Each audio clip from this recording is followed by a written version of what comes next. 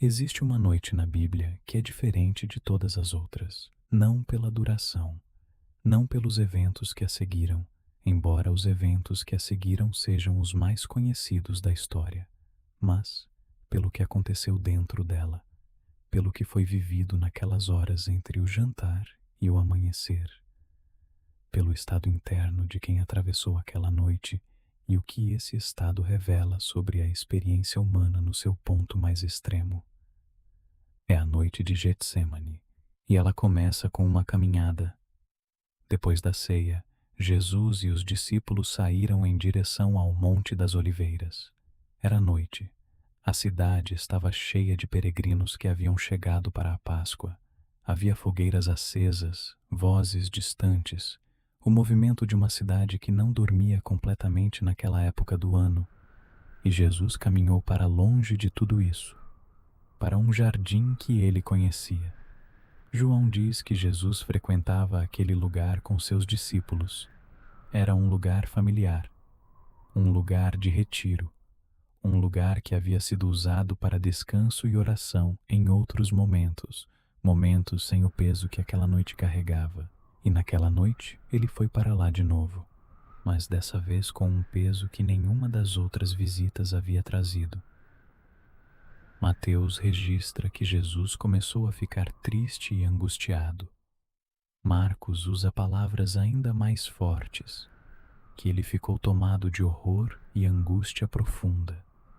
E então Jesus disse aos discípulos algo que raramente é citado quando se fala dessa noite. A minha alma está profundamente triste, até a morte. Até a morte. Não triste de um jeito que passa, não angustiado de uma forma que um bom descanso resolve, triste de uma profundidade que ele mesmo descreveu como mortal, uma tristeza que chegava aos limites do que um ser humano pode carregar e ainda permanecer em pé. E então ele foi um pouco mais adiante e prostrou-se com o rosto em terra, prostrado, com o rosto no chão, não de joelhos em postura reverente de adoração, com o corpo inteiro cedendo ao peso do que estava carregando, com a face na terra como alguém que não tem mais como sustentar o peso na vertical. E orou: Pai, se possível, afasta de mim este cálice. Se possível. Deixa essa frase pousar por um momento. Não é uma oração de alguém com certeza do caminho. É uma oração de alguém que está pedindo uma saída, que está levando ao Pai a necessidade mais humana que existe, a necessidade de que o sofrimento que está por vir não seja necessário, que haja outro caminho, que o cálice passe, e o que vem depois dessa frase é o que transforma a oração inteira. Contudo, não seja como eu quero, mas como tu queres. Contudo, uma palavra que carrega dentro dela toda a tensão da experiência humana diante do sofrimento. De um lado o que eu quero, que é que isso não aconteça. Do outro lado o que tu queres, que eu não consigo ver completamente, mas em quem escolho confiar mesmo não vendo. Contudo, não é resignação passiva, não é a frase de quem desistiu de querer. É a frase de quem quer de verdade uma coisa, a diz honestamente, e então escolhe submeter esse querer a algo maior. É a oração mais honesta e mais corajosa que existe, porque ela não esconde o que sente para parecer mais espiritual. Ela diz o que sente e então faz a escolha mais difícil que a fé pode pedir. Não seja como eu quero, mas como tu queres. E Lucas acrescenta um detalhe que os outros evangelistas não mencionam, que a angústia de Jesus era tão grande que seu suor se tornou como grandes gotas de sangue caindo sobre a terra. Médicos reconhecem esse fenômeno como hematidrose, uma condição em que, sob estresse extremo, os capilares que rodeiam as glândulas sudoríparas se rompem e o sangue se mistura com o suor. É uma resposta do corpo humano a um nível de pressão que está nos limites do que a fisiologia pode suportar. Jesus não estava performando angústia, estava vivendo angústia no limite do que um corpo humano pode viver, e orou. e foi encontrado pelos discípulos dormindo enquanto ele suava sangue em oração. 3 vezes ele voltou a eles, 3 vezes os encontrou dormindo, e não os repreendeu com dureza. Disse com uma mistura de compreensão e tristeza: o espírito está pronto, mas a carne é fraca. Ele entendia a fraqueza humana. Estava vivendo a fraqueza humana no seu grau mais intenso naquela mesma noite. E orou 3 vezes com a mesma oração: Pai, se possível, afasta de mim este cálice. Contudo, não seja como eu quero, mas como tu queres. 3 vezes, a mesma oração, o mesmo pedido, o mesmo contudo. Não foi respondida da forma que pediu. O cálice não passou. A manhã chegou com tudo que Jesus sabia que estava chegando. E ele foi ao encontro disso com uma paz que não estava lá no começo da noite, que foi encontrada na oração, que custou suor e angústia e prostração com o rosto no chão, e 3 retornos ao mesmo pedido que não foi atendido da forma que foi feito, mas foi atendido. De uma forma que ele não pediu, de uma forma que produziu o que nenhuma saída do cálice teria produzido, de uma forma que só era possível através do cálice e não apesar dele. E isso diz algo sobre as orações que você fez que não foram respondidas da forma que pediu. Não que a dor não era real. A dor de Jesus naquela noite era completamente real. Não que o pedido era errado. Pedir que o sofrimento passe não é falta de fé. É humanidade. É exatamente o que aquela oração modela para você, que você pode levar ao Pai o que de verdade precisa, sem disfarce, sem a versão mais espiritual do que você está sentindo, com o peso real e a necessidade real e o desejo real de que haja outro caminho. E então, com tudo isso dito honestamente, entregar. Contudo, não seja como eu quero. Essa entrega não apaga o querer. O querer ainda estava lá quando Jesus foi ao encontro da manhã. Mas havia algo junto com o querer que não estava lá antes da oração. Uma ancoragem, uma paz que não dependia das circunstâncias terem mudado para ser real. Uma firmeza que havia sido encontrada não pela resolução do problema, mas pela profundidade do encontro com o Pai dentro do problema. Getsemane foi o lugar onde Jesus encontrou o que precisava para atravessar o que estava por vir. Não a saída, a força para entrar, e essa força não foi dada antes da oração. Foi encontrada na oração. Foi o resultado de ir ao jardim com o peso e ficar com o peso diante do Pai, até que algo mudasse por dentro, mesmo que nada tivesse mudado por fora. Isso é o que a oração pode fazer que nenhuma outra coisa faz. Não sempre resolve o que você pediu que resolvesse, mas sempre tem o potencial de mudar o que você carrega quando sai de lá, de transformar o peso que você trouxe em algo diferente do que era quando chegou, de encontrar dentro do problema uma ancoragem que o problema por si mesmo não oferece. Getsemane não foi o fim da história de Jesus. Foi o lugar onde a história mais importante foi decidida, não nos eventos públicos da manhã seguinte, naquelas horas silenciosas no jardim, naquelas 3 orações com o rosto no chão, naquele contudo que custou mais do que qualquer palavra deveria ter que custar. Essa noite foi a noite mais longa e também foi a noite mais importante. Você tem um Getsemane, talvez não com esse nome, talvez não com essa intensidade, mas você tem um lugar interno que conhece o que aquela noite conheceu. Um espaço onde você já levou um peso que era grande demais para carregar sozinho e ficou com ele diante de algo maior do que você, pedindo que passasse, esperando que houvesse outro caminho, vivendo a tensão entre o que queria e o que parecia inevitável. Você esteve lá. E talvez esteja lá agora. Talvez o peso que você está carregando esta noite tenha o formato de Getsemane. Não o mesmo peso, não o mesmo cálice, mas a mesma estrutura de experiência, a mesma tensão entre o que você quer e o que está sendo pedido de você. O mesmo espaço entre o pedido que você faz e a resposta que ainda não chegou ou que chegou de uma forma que você não pediu. E o que Getsemane oferece para esse lugar não é explicação, é companhia.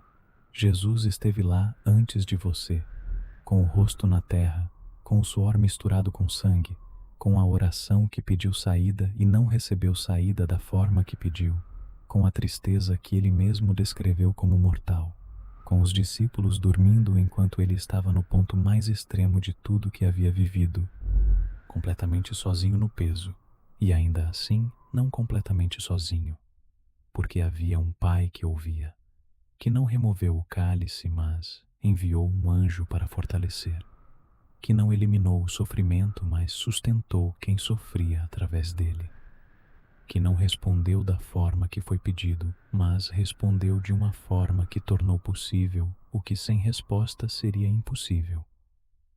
Jesus conhece esse terreno, não como observador externo que entende teoricamente o que é dor humana extrema, como alguém que atravessou esse terreno com o corpo inteiro, com a emoção inteira, com a experiência completa de ser humano diante do insuportável sem ter como evitá-lo. Esse é o sumo sacerdote que Hebreus descreve.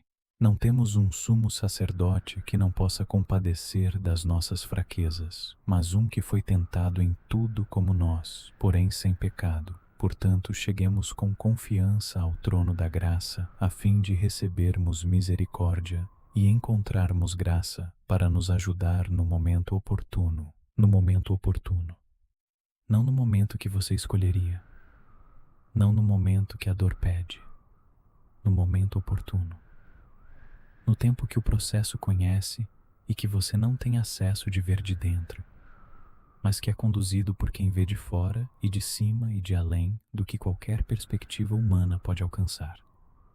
Foi tentado em tudo como nós, incluindo a tentação de pedir que o sofrimento passe, incluindo a tentação de encontrar outro caminho, incluindo a tentação de que o que estava sendo pedido era grande demais, pesado demais, difícil demais para ser o caminho certo, e ele orou com essa tentação com o rosto na terra. E encontrou o que precisava para continuar. Isso significa que quando você vai ao Pai com o seu Getsemane, você não vai para um Pai que ouve de longe e entende abstratamente.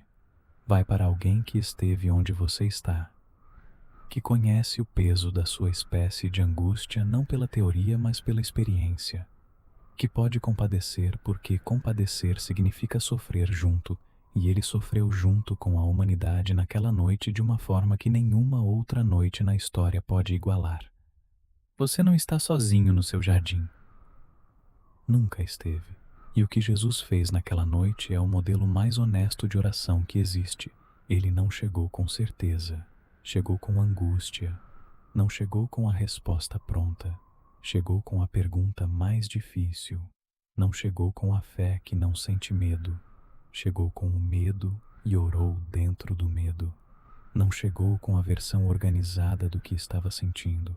Chegou com o que estava sentindo de verdade e disse isso de verdade. A minha alma está profundamente triste, até a morte. Não a versão mais apresentável do que estava sentindo. O que estava sentindo de verdade, com a intensidade real, sem o filtro de parecer mais espiritual do que estava conseguindo ser naquele momento, sem a oração que soa como oração deveria soar para ser aceita, com o peso bruto, com a tristeza nomeada, com a necessidade exposta sem disfarce. Você tem permissão para fazer o mesmo, para levar ao Pai o que você está sentindo de verdade esta noite, sem a versão mais organizada, sem esperar as palavras certas chegarem, sem precisar que a oração soe como oração deveria soar para ser recebida, sem disfarçar o peso com linguagem espiritual que não corresponde ao que está acontecendo por dentro. Ela vai ser recebida do jeito que sair, como foi recebida naquela noite no jardim. Pai, está pesado demais. Pai, eu não quero isso. Pai, se houver outro caminho, eu prefiro o outro caminho. Pai, estou com medo do que está por vir. Pai, Não estou entendendo por que esse cálice ainda está aqui. Pai, parece que minhas orações não estão chegando. Pai, eu precisava de uma resposta que não chegou da forma que precisava. Diga o que é verdade, com as palavras que tiver, com o silêncio se as palavras não vierem, com o choro se o choro vier antes das palavras, com a raiva se a raiva estiver mais próxima da superfície do que a paz neste momento. Tudo isso é oração quando vai endereçado para o lugar certo. E depois de dizer o que é verdade, Jesus fez a segunda parte. Contudo, não seja como eu quero, mas como tu queres. Essa segunda parte não cancelou a primeira. Não apagou o que foi dito antes. Não fingiu que o pedido de saída não havia sido feito. Não chegou no lugar da honestidade, mas junto com ela. A honestidade sobre o que queria e a entrega do que queria ao que é maior do que o querer. Essas duas partes juntas são a oração mais completa que existe. Dizer o que é verdade e então soltar o que é verdade para algo maior do que você. E essa entrega não é fraqueza, não é resignação de quem desistiu de querer. É o ato mais corajoso que a fé pode pedir de alguém, porque ela não vem da ausência de desejo, vem da presença de confiança que é mais forte do que o desejo, da convicção de que quem está além das circunstâncias conhece o caminho que as circunstâncias escondem de você. Contudo, uma palavra que cabe todo o peso da experiência humana. Do lado de cá o que eu quero, o que eu sinto, o que eu preciso, o que eu pedi, o que ainda não chegou, o que dói, o que assusta, o que parece não ter saída. Do outro lado o que tu queres, que eu não vejo completamente, que às vezes não entendo, que às vezes parece o caminho mais difícil quando eu precisaria do mais fácil, mas em quem escolho confiar mesmo não vendo, mesmo não entendendo, mesmo não sentindo que estou do lado certo dessa escolha. Contudo, Jesus disse isso 3 vezes naquela noite. Não uma vez com resolução plena e então a paz chegou e o peso foi embora. 3 vezes, voltando ao mesmo pedido, voltando ao mesmo contudo, como se precisasse de mais de uma vez para que a entrega fosse completa, como se o processo de soltar fosse ele mesmo um processo, não um momento único de decisão que resolve tudo de uma vez. Você não precisa chegar ao contudo de uma vez. Pode ser um processo, pode ser 3 vezes, pode ser mais, pode ser esta noite e amanhã e na semana que vem, e de volta ao jardim quando o peso retornar, porque o peso retorna, e o jardim continua sendo o lugar para onde você pode ir com ele. E o que Jesus encontrou no jardim após a terceira oração não foi a remoção do peso, foi a capacidade de caminhar na direção do peso sem ser destruído por ele. Levantou-se da oração e foi ao encontro do que estava por vir. Não com o cálice removido, com algo encontrado na oração que tornava possível segurar o cálice. Uma firmeza que não estava lá quando chegou ao jardim e que foi encontrada não apesar da oração, mas dentro dela. Não depois da oração, mas através dela. Isso é o que a oração de Getsemane pode fazer. Não sempre resolve o que você pediu que resolvesse, mas sempre tem o potencial de mudar o que você carrega quando sai de lá, de transformar o peso que você trouxe em algo diferente do que era quando chegou, de encontrar dentro do problema uma ancoragem que o problema por si mesmo não oferece e que nenhuma outra coisa pode dar da mesma forma. E o outro lado de Getsemane, ressurreição. O que veio depois daquela noite não era possível sem aquela noite. A manhã que mudou tudo não existia sem a noite que custou tudo.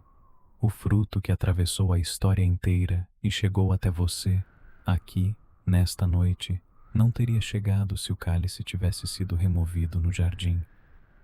O processo que parecia a pior das respostas era a única resposta que podia produzir o que precisava ser produzido. E isso não é consolo fácil para o que você está carregando. Não estou dizendo que sua dor vai produzir algo bonito e que por isso vale a pena sorrir através dela. Estou dizendo que o processo que você não controla, conduzido por quem conduziu Jesus através daquela noite, tem uma fidelidade que não depende de você conseguir ver o outro lado para ser real. O outro lado existe mesmo quando você não consegue ver, como existia naquela madrugada no jardim quando Jesus estava com o rosto no chão e os discípulos dormindo e a cidade quieta e o peso impossível de carregar. O outro lado já estava lá, sendo preparado no escuro. Como está sendo preparado o seu? Você pode descansar com isso esta noite, não com a certeza de que tudo vai ser fácil, com a confiança de que você não está sozinho no jardim, de que o peso que você carrega é conhecido por quem pode carregar junto, de que a oração que você ainda não sabe como terminar pode terminar com o mesmo com tudo que terminou a oração mais importante da história. Não seja como eu quero, mas como tu queres. Deixa essa frase pousar dentro de você agora, não como rendição derrotada, como entrega corajosa, como o ato mais profundo de fé que existe, mais profundo do que certeza, mais profundo do que sentir, mais profundo do que entender o caminho, mais profundo do que ter as palavras certas, ou a disposição certa, ou o coração no estado certo. Apenas confiar em quem guia o caminho, mesmo sem ver o caminho, mesmo sem sentir que está sendo guiado, mesmo esta noite. Deixa o pensamento ficar mais quieto agora. O Getsemane desta noite pode ficar aqui. Você não precisa resolver antes de dormir. Não precisa entender antes de fechar os olhos. Não precisa ter chegado ao contudo para poder descansar. Você pode estar ainda na primeira parte, ainda no peso, ainda no pedido que ainda não foi respondido da forma que pediu, ainda na tristeza que não passou, ainda na angústia que não tem resolução visível esta noite. E ainda assim pode descansar, porque o jardim não precisa da sua vigília para ser o que é, porque quem estava com Jesus naquela noite está com você nessa, porque a companhia que foi oferecida naquelas horas não foi retirada quando a noite terminou, ainda está aqui, esta noite, com você, no peso que você carrega, no pedido que você repete, na espera que parece longa demais, na fé que está presente mesmo quando parece pequena demais para fazer diferença, na oração que sai sem palavras porque o cansaço chegou antes das palavras esta noite. Está com você em tudo isso. Deixa a respiração ficar mais funda agora, mais lenta, mais espaçada, cada expiração soltando um pouco mais do peso que o dia deixou, cada inspiração trazendo um pouco mais do silêncio que essa noite tem para oferecer. Deixa os ombros descerem, deixa as mãos abrirem e soltarem o que estavam segurando. Deixa o corpo encontrar o lugar onde está e ficar ali sem precisar sustentar nada. Você não está sozinho no jardim. Nunca esteve.